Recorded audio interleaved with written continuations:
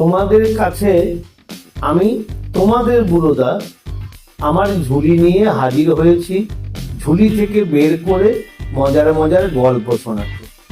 তোমরা ছোটরা অনেকেই গল্প বই পড়তে ভালোবাসো না, কিন্তু কেউ যদি তোমাদেরকে গল্প শোনায় সেটা খুব মজার ব্যাপার না?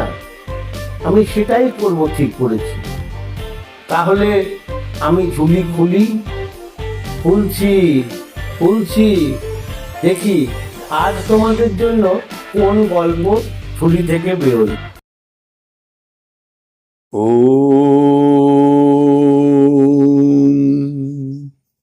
नमः श्रीयतिराजाय विवेकानन्दसूरये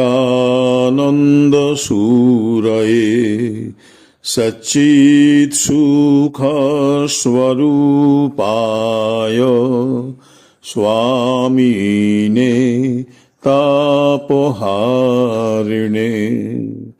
स्वामिने तापहारिणे। নমস্কার। প্রত্যেক মানুষের মধ্যেই রয়েছে বিরাট প্রতিভা ও সম্ভাবনা, কিন্তু সেগুলি সুপ্ত থেকে যায় আত্মবিশ্বাসের অভাবে। সুপ্ত সম্ভাবনার বিকাশ সাধনেই মনুষ্য জীবনের সার্থকতা। বর্তমান যুগে সকল মানুষের উপর অগাধ বিশ্বাস ছিল স্বামী বিবেকানন্দের। তিনি জানতেন মানুষের ঘুম ভেঙে দিলেই সে সিংহের মতো গর্জন করে এগিয়ে যাবেই মহৎ লক্ষ্যের দিকে, কেউ তাকে রুখতে পারবে না। শৈশব ও বাল্যকালে মানুষের অন্তর্নিহিত শক্তি ও প্রতিভা বিকাশোন্মুখ হয় যথার্থ আদর্শ জীবনকে লক্ষ্য রেখে চলার অপেক্ষায় থাকে। সে আদর্শ পুরুষ স্বামী বিবেকানন্দ। বিলে খেলাধুলায় খুব উৎসাহ, সে ছিল বন্ধুদের নেতা। বিলে না হলে তাদের খেলা একদম জমত না। আর বিলে নিত্য নতুন খেলা আবিষ্কার করত। রাজা কোটাল খেলা তার খুব প্রিয় ছিল। বিলে হতো রাজা, অন্য ছেলেরা কেউ মন্ত্রী, কেউ সেনাপতি, কেউ কোটাল, এইসব। রাজ সিংহাসন হতো পূজা মণ্ডপের সিঁড়ির সবচেয়ে উপরের ধাপটা। রাজ দরবার বসত, তাতে আবার বিচার হতো, কেউ পেত শাস্তি, কেউ বা পুরস্কার। বিলের একটা মজার খেলা ছিল সমবয়সীদের নিয়ে ধ্যান খেলা। বড়দের মুখে শুনেছে ধ্যানমগ্ন মুনি ঋষিদের জটা বাড়তে বাড়তে বটের শিকড়ের মতো মাটির নিচে অনেক দূর চলে যায়। বিলে ধ্যানে বসত, আর মাঝে মাঝে চোখ খুলে দেখত জটা মাটিতে ঢুকেছে কিনা। কিছুই হয়নি দেখে মাকে বলল, কই ধ্যান তো করলাম, জটা কোথায় হলো? মা সান্ত্বনা দিতেন, এক আধ ঘন্টায় বা এক আধ দিনে হয় না, অনেক দিন লাগে। একদিন চিলে ঘরে ওই রকম ধ্যান খেলা চলছে।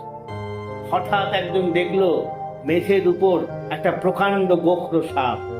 সে ভয়ে চিৎকার করে উঠল, সঙ্গীরা সব ভয়ে পালিয়ে গেল। আর চিৎকার করে বিলেকে ডাকতে লাগলো, বিলে পালিয়ে আয়, পালিয়ে আয়। বিলে কিন্তু তখনও ধ্যান অবজ্ঞ, কোনো সারা শব্দ নেই। তখন ভয়ে তারা বড়দের ডেকে নিয়ে এলো। সকলে এসে দেখেন এক সাংঘাতিক দৃশ্য। বিলে চোখ বুজে বসে আছে, আর সামনে ফনা তুলে বিষাক্ত গোখর সাপটি দুলছে। চেঁচামেচি করলে পাছে বিলের কোনো ক্ষতি হয়, এই ভেবে সকলে একদম চুপ। কি আশ্চর্য, ক্রমে সাপটি আপনিই সরে গেল। মুহূর্ত পরে আর তাকে খুঁজেও পাওয়া গেল না। কিছুক্ষণ পরে বাহ্য জ্ঞান লাভ করে বিলে সব শুনে বলল, আমি তো কিছুই টের পাইনি। বিলের প্রথম বিদ্যারম্ভ তার মায়ের নিকট।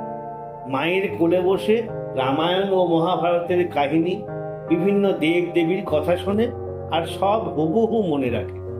এইরকম ছিল তার প্রখর স্মরণ শক্তি।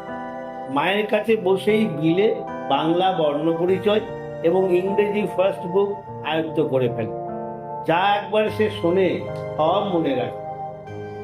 1871 খ্রিস্টাব্দে 8 বছর বয়সে বিলেকে বিদ্যাসাগর মহাশয়ের মেট্রোপলিটন স্কুলে ভর্তি করে দেওয়া হয়। স্কুলে ভর্তি হওয়ার আগেও সে বাড়িতে পড়াশোনা করত। একজন শিক্ষক এসে রোজ তাকে পড়িয়ে যেতেন, কিন্তু বীরের পাঠ্যাভ্যাসের একটা নিজস্ব রীতি ছিল। মাস্টার মশাই পাশে বসে প্রতিদিনের পাঠ পড়ে যেতেন, আর বিলে চোখ বুজে শুয়ে শুয়ে তা শুনত। তাতেই তার দৈনিক পাঠ আয়ত্ত হয়ে যেত। বাড়ির লোকজন ও পাড়ার সকলের সঙ্গে বিলের খুব ভাব। বাড়ির চাকরদের মধ্যে সহিসের সঙ্গে তার বেশি বন্ধুত্ব। সহিসের কাছে বসে অনেক গল্প গুজব করত। একদিন তার বাবা জিজ্ঞাসা করলেন, বিলে, তুই বড় হয়ে কি হবি বল দেখি? তৎক্ষণাৎ বিলের উত্তর, সহিস কিংবা কচুয়ান। তেজি ঘোড়াগুলোকে সে কেমন জব্দ করে রাখে, ভারী মজা। বিলের বাবা পরে তাকে একটা সুন্দর টাট্টু ঘোড়া কিনে দিয়েছে। রোজ সন্ধ্যায় ঘোড়ায় চড়ে বেড়াতে যাওয়া তার একটা শখ ছিল। এছাড়া লাঠি খেলা, নৌকা চালনা, সাঁতার, কুস্তি ও অন্যান্য ব্যায়ামে বিলে খুব দক্ষ ছিল। গান বাজনাও দুষ্টুমি করলেও বিলে কিন্তু সবসময় সত্য কথা বলত, কাউকে ভয় করত না। স্কুলে একদিন শিক্ষক ভূগোল পড়াচ্ছিলেন। পাঠে ভুল হয়েছে মনে করে অযথা তিনি বিলেকে শাস্তি দেন। প্রতিবাদে বিলে বারবার বলতে থাকে, আমার ভুল হয়নি, আমি ঠিকই বলেছি। ওতে শিক্ষক আরো রেগে গেলেন। নির্দয় ভাবে তিনি বেত দিয়ে বিলেকে মারতে থাকেন। বিলে কাঁদতে কাঁদতে বাড়ি ফিরে মাকে সব ঘটনা বলল। তখন মা সস্নেহে বললেন, বাছা, তোমার যদি ভুল না হয়ে থাকে তবে এতে কি আসে যায়? ফল যাই হোক না কেন, সর্বদা যা সত্য বলে মনে করবে তাই করে যাবে। অনেক সময় হয়তো এর জন্য অন্যায় ও অপ্রীতিকর ফল সহ্য করতে হবে, কিন্তু তবু সত্য কখনো ছাড়বে না। পরে অবশ্য ওই শিক্ষক নিজের ভুল বুঝতে পেরেছিলেন এবং নিজের দোষ স্বীকার করেছিলেন।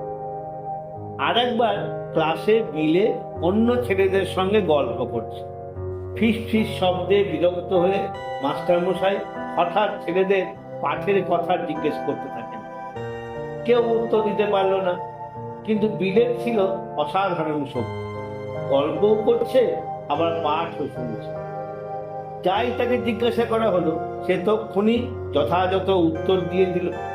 মাস্টারমশাই তখন জানতে চাইলেন, পাঠের সময় কে কথা করছিল? সকলেই বিলেকে দেখালো, কিন্তু মাস্টারমশাই বিশ্বাস করতে পারলেন। তাই বিলে বাদে বাকি সকলকে দাঁড়িয়ে থাকতে বললেন। সঙ্গে সঙ্গে বিলেও দাঁড়ালো। মাস্টারমশাই বললেন, তোমাকে দাঁড়াতে হবে না। সে বলল, না, আমাকেও দাঁড়াতে হবে, কেননা আমিই তো কথা বলছিলাম। মাস্টারমশাই তো অবাক। খেলাধুলার প্রতি বিলের সাংঘাতিক আকর্ষণ। খেলার সাথী পেলেই সবকিছু ভুলে যেত সে। জল খাবারের পয়সা জমিয়ে হয় মার্বেল কিংবা নতুন ব্যাট বা বল কিনত। ক্রিকেটে সে বেশ দক্ষ ছিল। ছুটোছুটি, হুটোপাটি, লাফালাফি, ঘুষোঘুষি, এইসব খেলা তার বেশ প্রিয়। সব সঙ্গীরা তাকে দলের নেতা বলে মেনে নিত।